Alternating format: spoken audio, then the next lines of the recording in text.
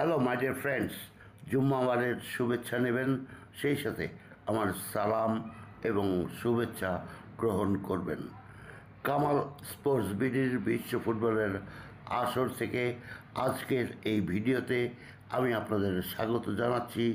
আমার চ্যানেলটি সাবস্ক্রাইব করার কথা মনে করিয়ে দিচ্ছি, সেই সাথে বলছি আমার সাথে থাকুন। আজ একটি বিশেষ প্রশ্ন নিয়ে আপনাদের সামনে হাজির হয়েছি, যে প্রশ্নটি ব্রাজিলের ফুটবল সেন্সেশন নেইমার জুনিয়র প্রসঙ্গে তার অগণিত ভক্ত এবং সমর্থকদের মাঝে ঘুরে ফিরে মরছে। সে প্রশ্নটি হলো, মাঠে কবে আসছেন নেইমার জুনিয়র? অনেক দিন থেকেই নেইমার জুনিয়র মাঠে নেই।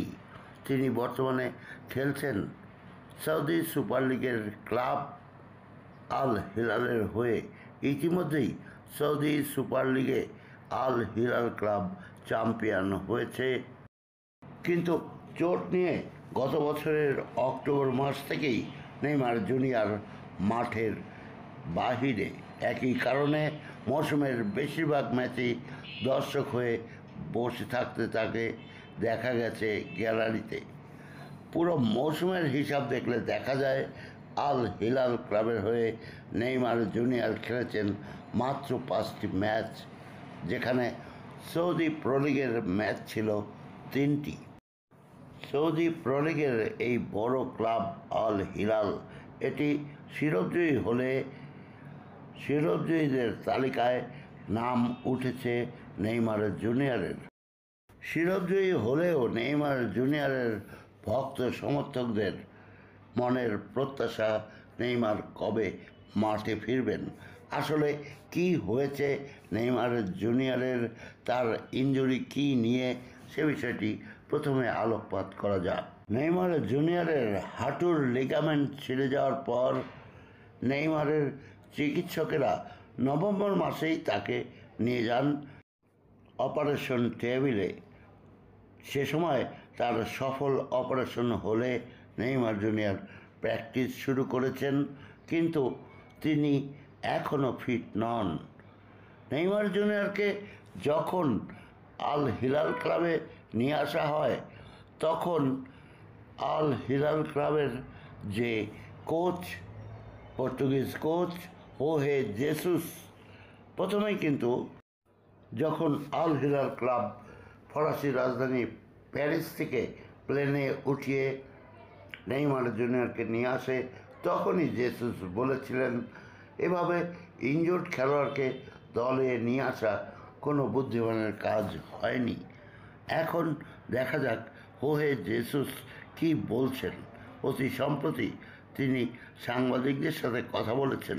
তিনি বলেছেন, কোট আনকোট, আমি যতদূর জানি নেইমারকে সেরে ওঠার জন্য যে সময় দেয়া হয়েছে এবং এ ধরনের চোট থেকে পুরোপুরি সেরে উঠতে যে সময় লাগে তা হচ্ছে 10 থেকে 11 মাস। আমরা যদি গণিতিকভাবে হিসাব করি, তাহলে প্রাক মৌসুমের প্রস্তুতি থেকে তাকে পাওয়া যাবে না, কোট আনকোট। অর্থাৎ নতুন মৌসুমে প্রথম দিকে নেইমারকে পাওয়া যাবে না। আসুন আমরা একটু দেখে নেই ব্রাজিল দলের চিকিৎসক রড্রিগো লাসমার কি বলেছিলেন।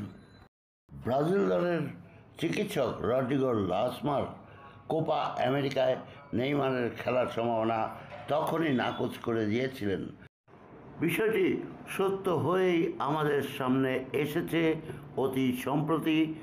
ব্রাজিলের কোচ দরিভাল জুনিয়র কোপা আমেরিকার জন্য যে টিম ঘোষণা করেছেন, সেখানে নেইমার জুনিয়র অনুপস্থিত।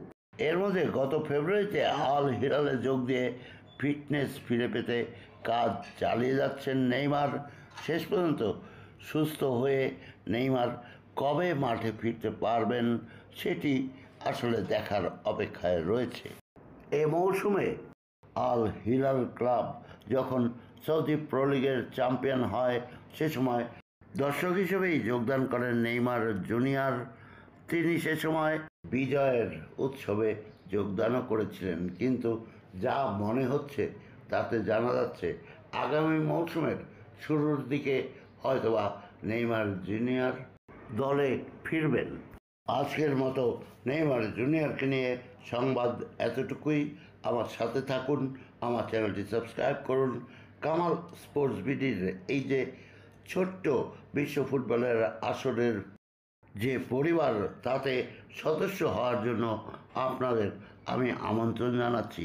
কামাল স্পোর্টস বিডি, আমার শুভেচ্ছা গ্রহণ করুন, আমার ভালোবাসা গ্রহণ করুন এবং পরিশেষে থ্যাংক ইউ ভেরি মাচ।